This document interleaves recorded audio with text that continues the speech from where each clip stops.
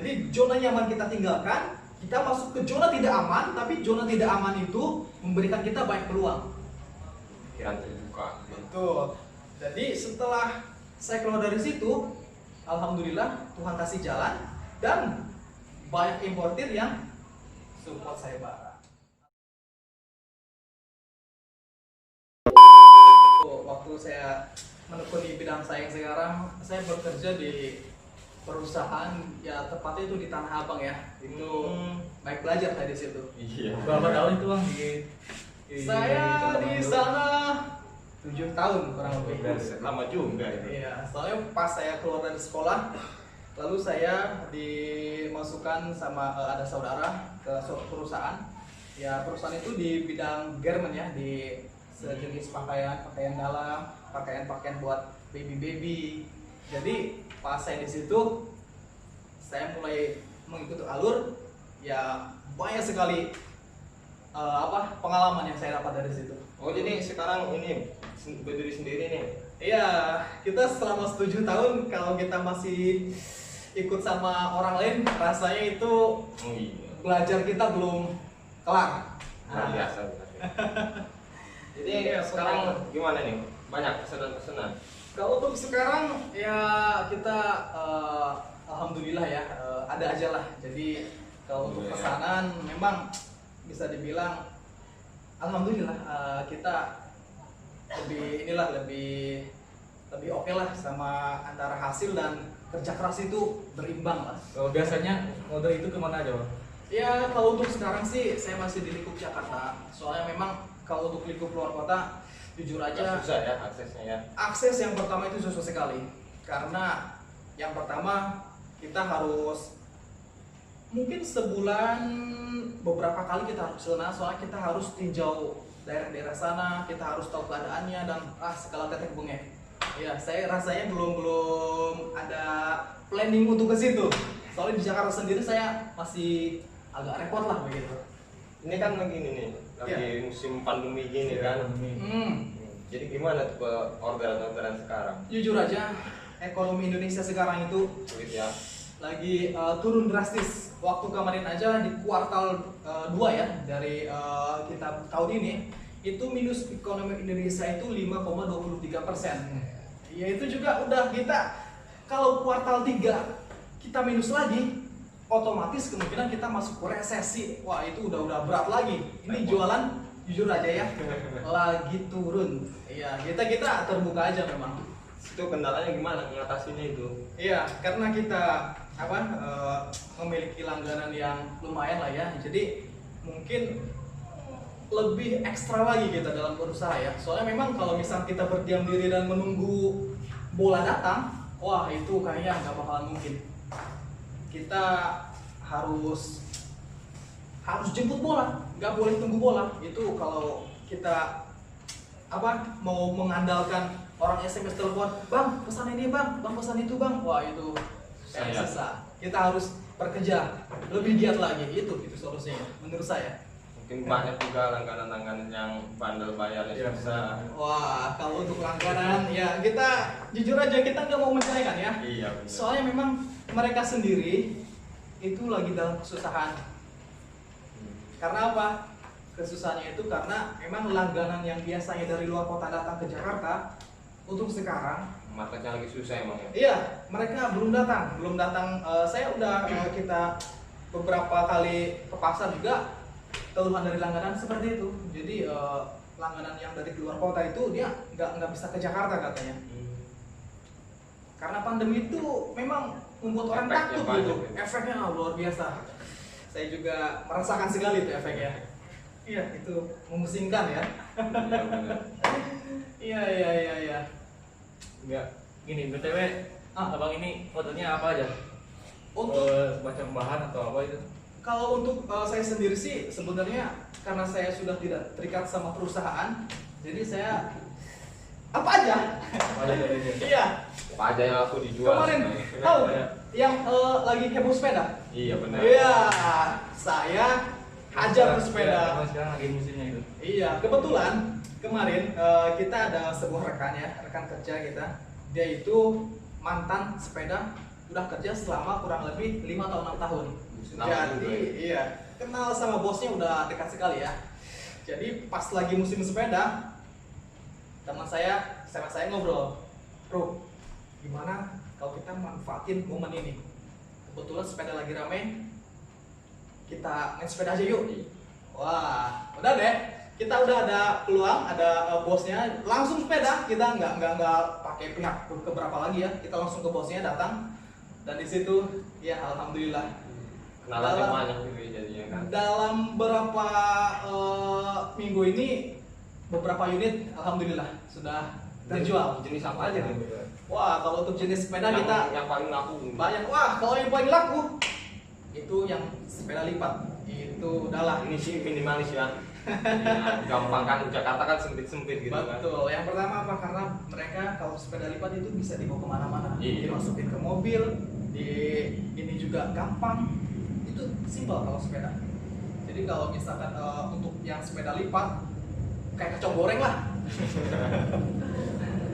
Seru kalau jualan sepeda kemarin tuh. Masih sih sekarang masih jualan. Kalau abang-abang mau boleh. tinggal kontak aja. Iya. Saya mau beli nanti pas musimnya ganti musim kuda, jadi saya beli kuda juga gitu kan. Iya, karena abang tahu, kalau mau tahu karena sepeda ramai, kenapa? Karena sebenarnya pemerintah memang lagi menyuruh masyarakatnya itu untuk berolahraga, tapi jangan sampai berbaur. Kalau pakai sepeda kan masih ada jarak beberapa ini kan kaki kan? Ada berjarak. Ada berjarak. Nah, iya. Jadi pemerintah lebih menganjurkan naik sepeda daripada olahraga jalan kaki. Jadi makanya sepeda wah booming sekali waktu itu. Ya saya juga lihat di medsos-medsos banyak orang yang posting-posting gitu. Iya, betul. Cuman ngomong-ngomong ini abang booming sepeda, punya sepeda enggak? Ada Nah, sekarang makanya dari waktu kecil punya satu cuman rusak lah. Kalau sepeda roda 3. Iya, jadi sekalian nyelesin aja lah. Kalau butuh sepeda, telepon ya. Telepon yang di bawah ini nih. Di bawah ini. Iya, oke. Ini minum. Iya, ini. Ada.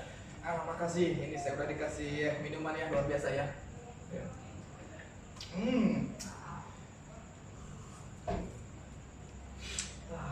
Memang selain sepeda biasanya di mana gitu bidangnya?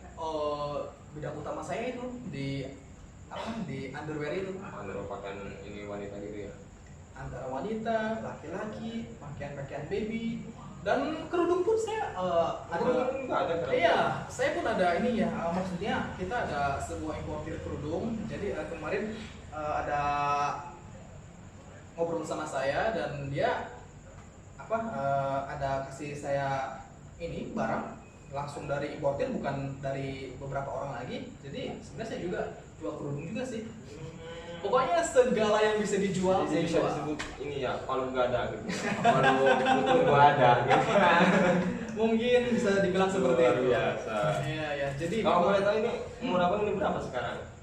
sekarang ya berarti saya 26-27 ya, kurang lebih. Masih muda ternyata ya. Kurang Masih lebih. muda udah pikirannya jauh gitu kan. Iya, karena memang kita hidup itu waktu muda paling menentukan ke depannya. Iya. Udah nikah? Kalau nikah alhamdulillah sudah, baru kemarin. Ya, nggak ngundang-ngundang nih. Iya, kemarin memang kita kebetulan nikahnya itu ya sederhana, yang penting inilah kita tercatat di Iya, negara, penting di di agama, agama. dan semuanya alhamdulillah sah gitu. Udah punya ini Hmm? baby. Baby baru kemarin lahiran alhamdulillah istri. Dia itu udah umur sekarang 2 bulan mau 3 bulan. Udah main lagi lucu-lucunya itu. Iya, saya sampai kalau ini lagi kita capek, lagi kita wah kita ingat anak. Iya, kita, anak emang penyemangat. betul. Kita dikirim video sama istri, kita wah jadi kangen itu. Jadi rasa ingin Capek pulang, hilang. ya rasa ingin pulang kita semakin tinggi karena ada anak. Dan juga semangat bekerja kita lebih oke lagi karena apa? Ada anak. Iya. Anak itu membuat kita Kerja juga semangat kan. itu dia. Anak dan istri. Betul, semangat sekali itu. Senang saya kalau kita ketemu anak, lalu kita kerja kita capek juga, wah saya senang demi anak dan istri ya. Iya, Laki-laki iya, apa ini? Iya, alhamdulillah Tuhan kasih saya yang pertama jagoan. Siapa yang namanya? Davin namanya.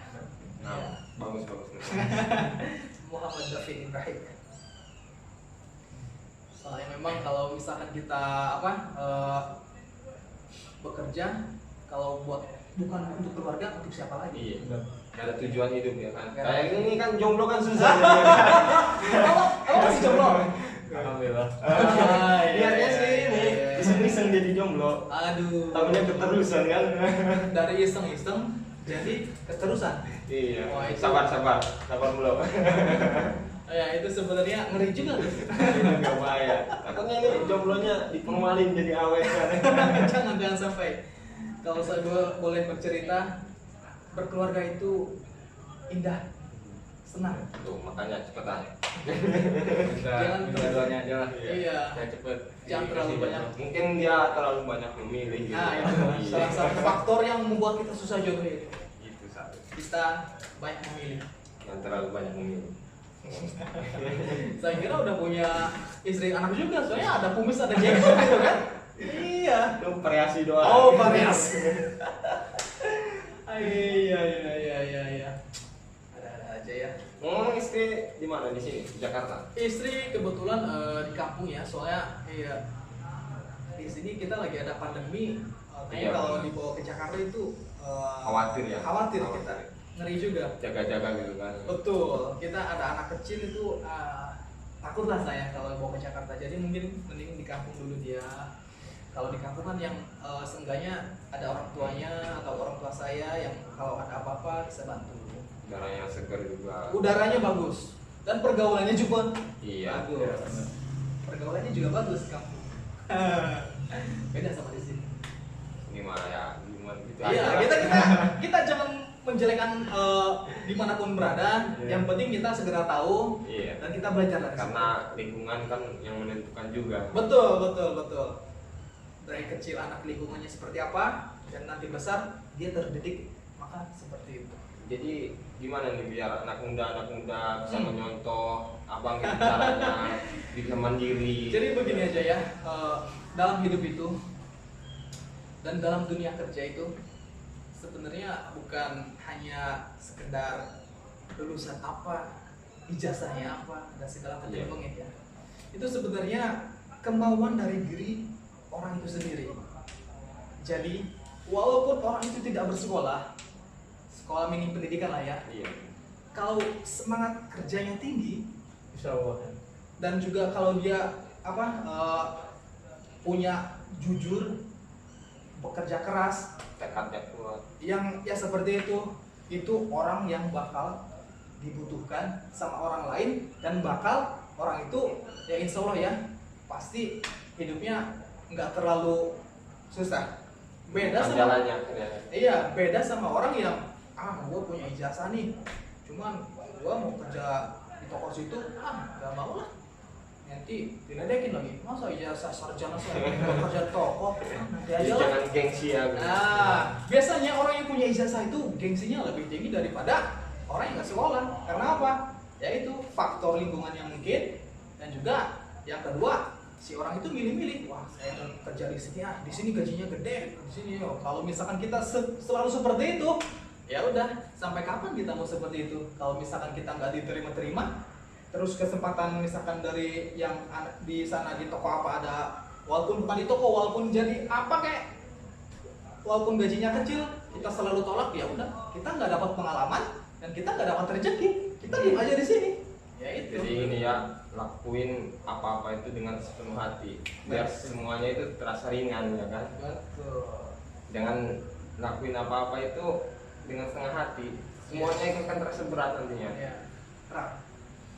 Makanya kita yang nggak bersekolah ya bersyukur aja. Maksudnya karena memang nggak bersekolah itu karena mungkin orang tua kita dalam kendala apa gitu, ya kita bersyukur aja. Kita mungkin memang disuruh Tuhan untuk melakukan hal yang lain daripada orang-orang yang sekolah itu, mungkin kita langsung terjun ke dunia kerja ataupun yang lainnya. Jadi kita jangan pernah pesimis ataupun saya nggak sekolah lah, mau kerja juga susah, jangan begitu.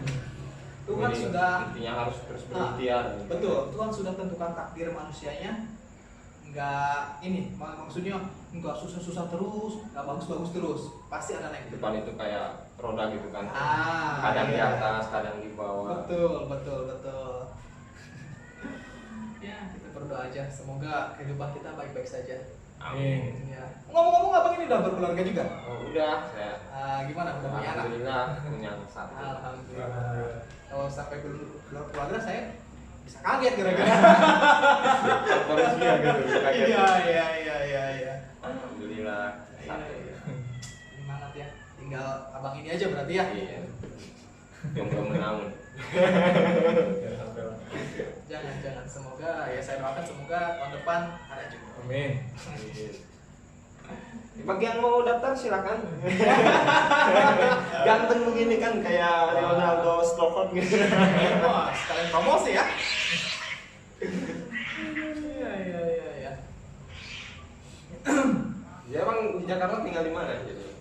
Kebetulan untuk sekarang di Jakarta Barat ya.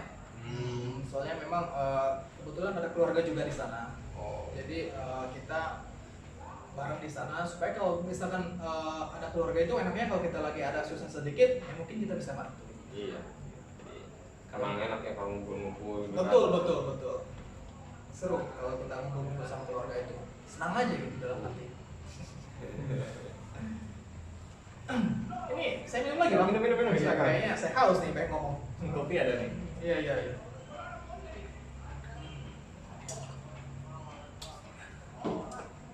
Jadi tuh jam kerjanya tuh dari jam berapa sampai jam berapa?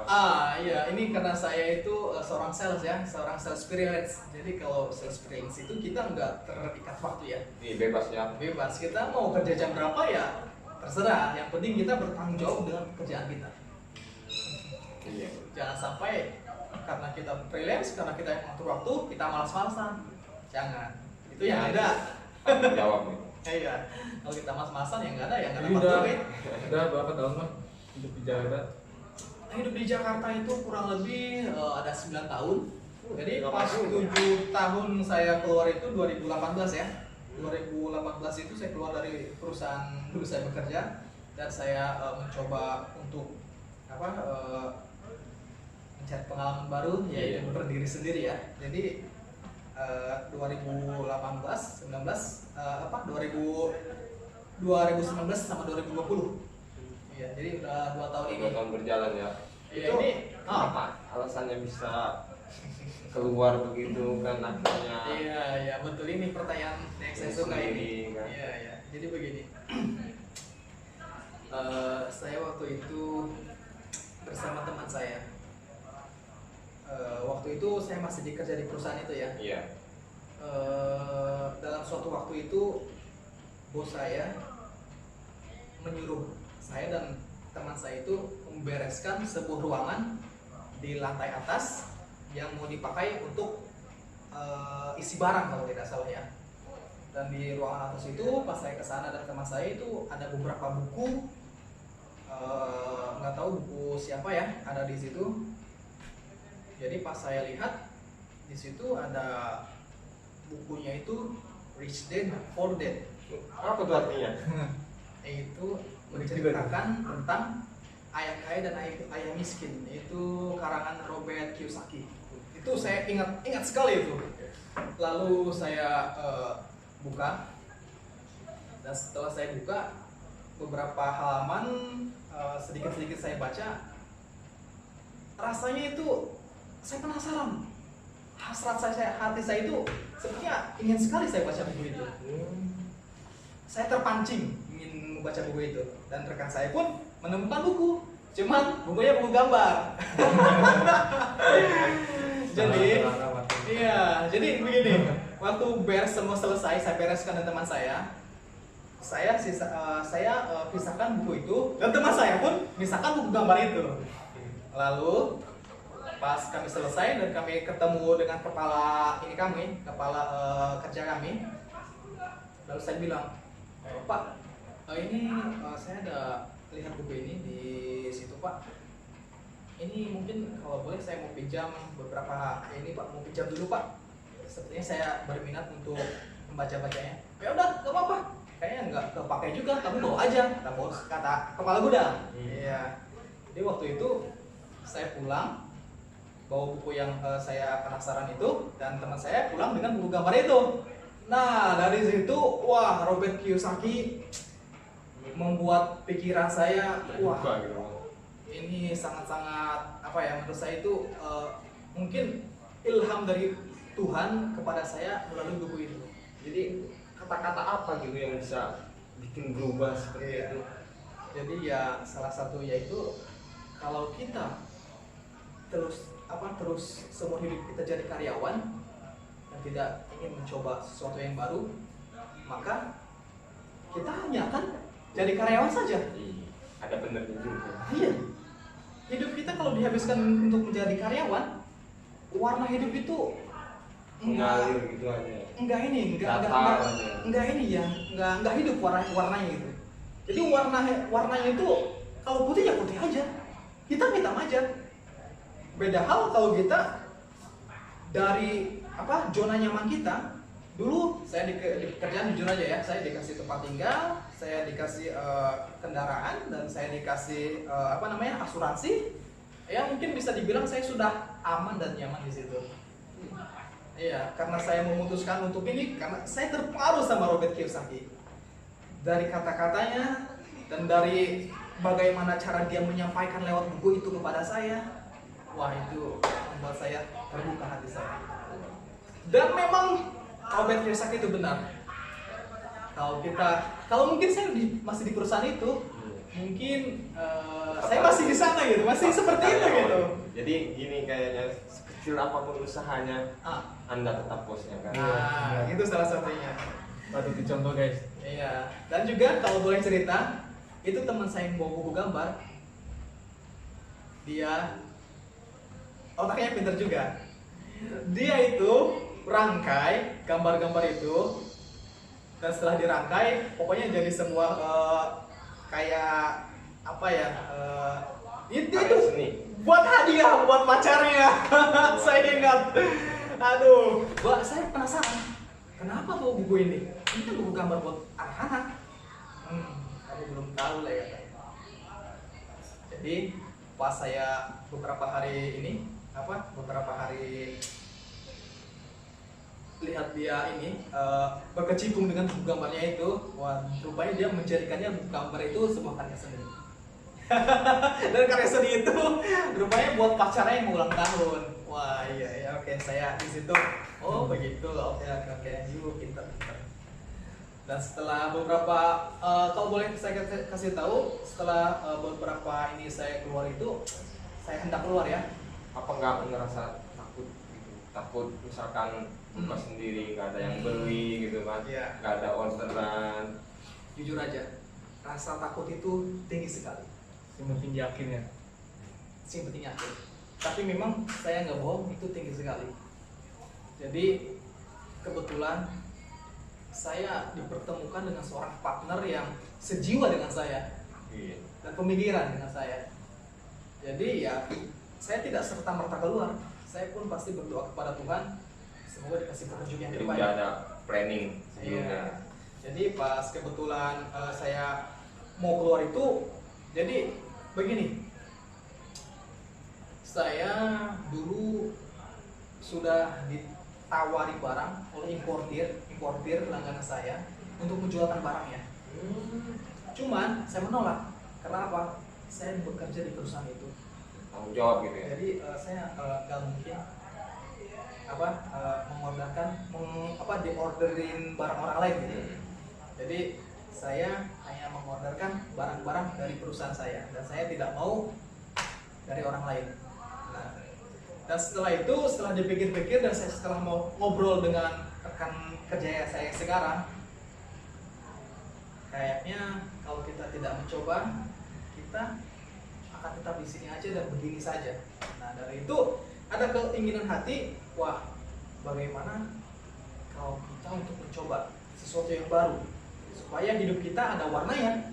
Jadi loncat dari zona nyaman. Nah, iya. Jadi zona nyaman kita tinggalkan, kita masuk ke zona tidak aman, tapi zona tidak aman itu memberikan kita banyak peluang. Pikiran terbuka. Betul.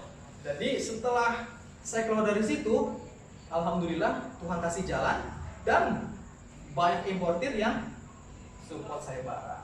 Alhamdulillah itu memang kita rezeki nggak pernah tahu. Yang penting kita berserah diri kepada Tuhan, kita berdoa dan kita lakukan. Jangan sampai gimana nanti deh, jangan sampai gitu. Kita harus optimis dan kita harus tetap lakukan, bekerja. Jangan gimana nanti deh, jangan kayak gitu. Nah, kita itu harus konsisten. Konsisten itu yang Sesuatu penting. itu kita harus konsisten. Betul. Konsisten itu yang paling penting. Jadi iya. Jadi ya itu, walaupun kita nggak sekolah, walaupun kita minim pendidikan, jangan sampai kita jadi orang yang pesimis. Yang minder. Jangan minder. Kita harus optimis, percaya diri, dan lebih baik kita tunjukkan walaupun kita nggak sekolah, tapi ekonomi kita bisa disejajarkan dengan orang-orang yang sekolah. Iya, dan kalau boleh saya bercerita, sebelum saya keluar, saya sempat kembalikan buku itu kepada kepala gudang saya. Karena dulu saya berniat pinjam, bukan mau mengambil, akhirnya saya kembalikan. Dan mungkin memang kepala kerja saya itu dia udah lupa bahwa saya pinjam buku itu, tapi tetap saya kembalikan. Dan mungkin dia juga baca. Mungkin dia juga keluar. Siapa yang tahu? Iya kan? Betul. Ya. Jadi intinya harus bekerja keras ya. Kerja keras, tekun, konsisten, berdoa, tanggung jawab. Betul. Insya Allah sukses. Amin. Semua orang udah ada jalan hidupnya sendiri-sendiri lah. Yang penting orang itu menjalaninya dengan baik dan niat bekerja keras. Jadi memang saya sendiri belum menjadi orang kaya ya. Saya juga memang masih orang-orang dari menengah ke bawah ya. Cuman ya itu, kalau kita masih menjadi orang yang menengah ke bawah, kita jangan sampai berkutat di situ saja gitu. Kita harus berpikir bagaimana caranya kita supaya menjadi orang yang menengah ke atas. Walaupun saya belum sampai ke situ, tapi saya tetap mengupayakan. Jadi ya selanjutnya biar Tuhan yang tentukan. Iya, yang penting kita berusaha. Berusaha. Iya, berusaha. Berusaha itu memang penting, dan yang penting itu adalah jujur. Jujur kepada orang lain dan jujur kepada Tuhan. Oke guys. Terima kasih sebelumnya bagi Anda yang menonton, semoga ini bermanfaat. Punya channel YouTube, Bang? Baru mau bikin HD Project. Iya. Kalau ada yang baik silakan dicerna, kalau yang jelek-jeleknya dibuang aja, guys. Oke guys. Oke guys. Begini sekian. Tiga. Oke guys, cukup sampai di sini berbincang-bincang sama Bang Soleh ini. Dan saya Fitun Sorkis bersama rekan saya Ipoy. dan Saya Soleh. Terima kasih sebelumnya Mas Soleh atas Oke. waktunya yang diberikan sekarang. Oke. ya oke guys. Sampai berjumpa kembali di season kedua. Saya tutup.